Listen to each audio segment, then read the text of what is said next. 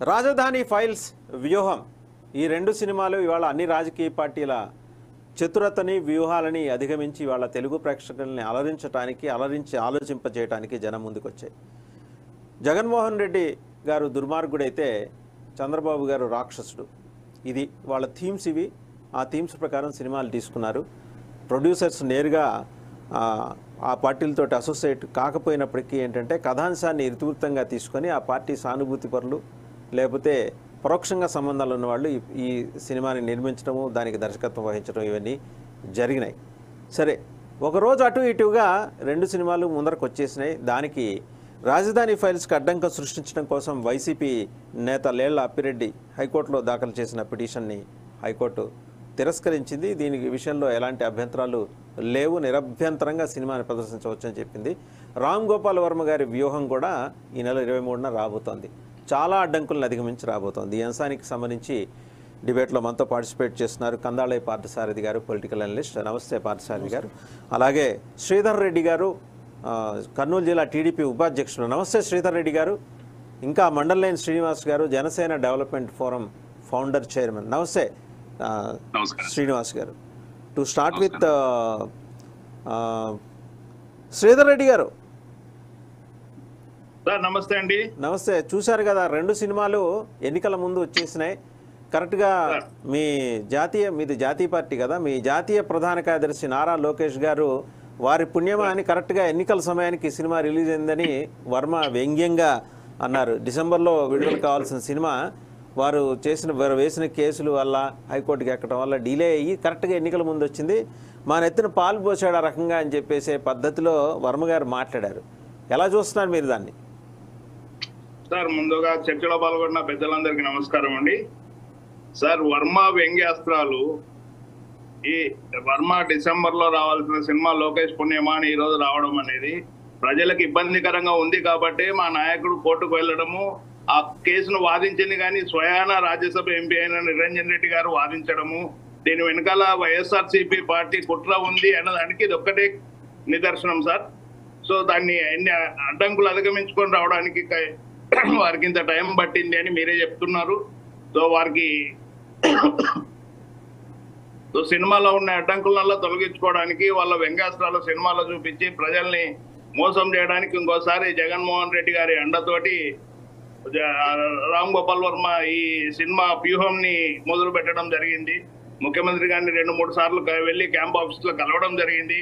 ఇదంతా వ్యూహంలో భాగమే. వాళ్ళు ఎన్ని వ్యూహాలు పడినా నెక్స్ట్ రాబోయే 2024 జనరల్ ఎలక్షన్ లో మా నాయకుడు ముఖ్యమంత్రిగా కాబోతున్నాడు. వీరు ఎన్ని కుట్రలు కుతంత్రాలు చేసినా, రామ్ గోపాల్ వర్మ మేము చిన్నగా ఉన్నప్పుడు శివ సినిమా తీసినప్పుడు వర్మకు మేము కానీ అభిమానులమే, కానీ వర్మకి పూర్తిగా మెదడు అనేది కంప్లీట్ గా వెళ్ళిపోయింది సార్. చెప్పండి. వర్మ మెదడు అనేది కంప్లీట్ గా చెడిపోయింది సార్. ఆయనకు ఎక్కడన్నా స్పెషల్ ట్రీట్మెంట్ మన ఇండియాలో దొరకదు అనుకుంటున్నాను.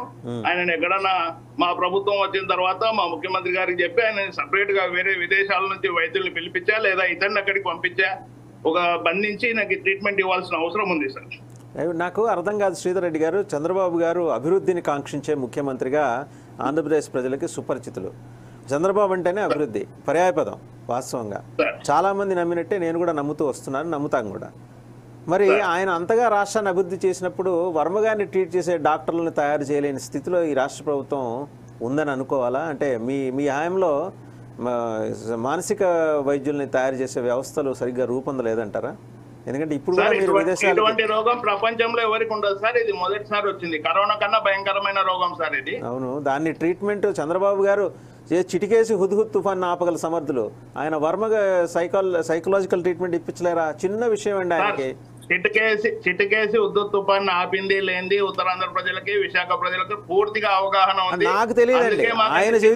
ఆయన చెప్పిన మాటే నేను మీకు చెబుతున్నా. నేను ఎందుకంటే నేను హుద్హుద్ తుఫాన్ చూడలేదు, నేను ఆ టైంలో నేను లేను అక్కడ. ఆయన అక్కడ వెళ్ళి ప్లాస్టిక్ కుర్చీ వేసుకొని కూర్చుంటే దడిసి అది పారిపోయింది తుఫాను, అది మీకు తెలుసు. మళ్ళీ అలాంటి ఆయన వర్మకు వచ్చిన చిన్న మానసిక సమస్యను అడ్రస్ చేయలేరా? నాకు ఆశ్చర్యంగా ఉంది. వర్మది మానసిక సమస్య వర్మది కాదు సార్, అది జగన్మోహన్ రెడ్డి గారిది. ఆ జగన్మోహన్ ఆయన రెడ్డి కూడా గారి ట్రీట్మెంట్ ఇస్తాడు. చంద్రబాబు గారు ఏంటంటే సకల శాస్త్ర పారంగతులు కాబట్టి ట్రీట్మెంట్ అనేది ఆయన కూడా ఇస్తారు. మీరు ఏంటంటే మీరు ఒకటి మర్చిపోతున్నారు. మీరు ఒక నిమిషం శ్రీధర్ రెడ్డి గారు మీరు ఒక విషయం మర్చిపోతున్నారు. మీది ప్రాంతీయ పార్టీ కాదు, జాతీయ పార్టీ. దేశవ్యాప్తంగా చంద్రబాబు గారు అలా చిటికేస్తే వచ్చే వైద్యులు ఉన్నారు. ఆయన వైద్య శాస్త్రానికి సంబంధించి అద్భుతమైన నైపుణ్యం ఉన్న వాళ్ళందరూ ఆయన దగ్గర ట్రైన్ అయ్యారు. అలాంటి ఆయనకు వర్మ అనే చిన్న ఇష్యూ అండి. మీరు అనవసరంగా విదేశాలకు పంపించి విమానం ఖర్చులు ఎందుకు ఎడిషనల్ గా? ప్రపంచంలో ఉన్న ద బెస్ట్ డాక్టర్స్ ని పిలిపించి వీళ్ళకి ట్రీట్మెంట్ ఇచ్చినా వాళ్ళ రోగం అయితే తగ్గదు సార్. వాళ్ళని రోగం తగ్గించగలవాడు చంద్రబాబు నాయుడు గారే అంటున్నా నేను. మీరు అనవసరంగా క్యాన్సర్ కన్నా భయంకర రోగం సార్. క్యాన్సర్ ని తగ్గించలేము, ఈ వర్మకున్న రోగాన్ని. సరే, ఆ వ్యూహం ఇంకా రాకుండానే మీరు చెప్తున్నారు. మరి రాజధాని ఫైల్స్ వచ్చిందిగా, చూడలేదా మీరు? రాజధాని ఫైల్స్ లో యథార్థ సంఘటనలు ఏవైతే జరిగినాయో, ఆ రోజు రైతులు అందరూ కలిసి 29,000 మంది రైతులు 35,000 ఎకరాలు ఆ రోజు ఇవ్వడం వల్లనే ఒక సస్టైనబుల్ రాజధాని, దాన్ని సొంతంగా దాని అంతగా సంపాదించుకునే రాజధాని మా నాయకుడు వ్యూహం, మా నాయకుడు ఆలోచనతోటి రాజధానిని ఒక స్వయంగా సంపాదించుకొని డెవలప్ చేసుకునే రాజధానిని ఆ రోజు మా నాయకుడు ప్లాన్ చేసినాడు సార్. వీళ్ళు వచ్చిన తర్వాత రాజధాని ఇప్పుడు వచ్చే సినిమా కానీ దాంట్లో జరిగిన ఈ 5 ఏళ్లలో జరిగిన యథార్థ సంఘటనలు తప్ప దాంట్లో ఎటువంటివి కల్పితాలు లేవు. ఈ వ్యూహంలో ఉండే కల్పితాలు మరి ఆ వ్యూహంలో బాబాయ్ గొడ్డలి కోడి కత్తి వల్ల ఉన్నాయా సార్?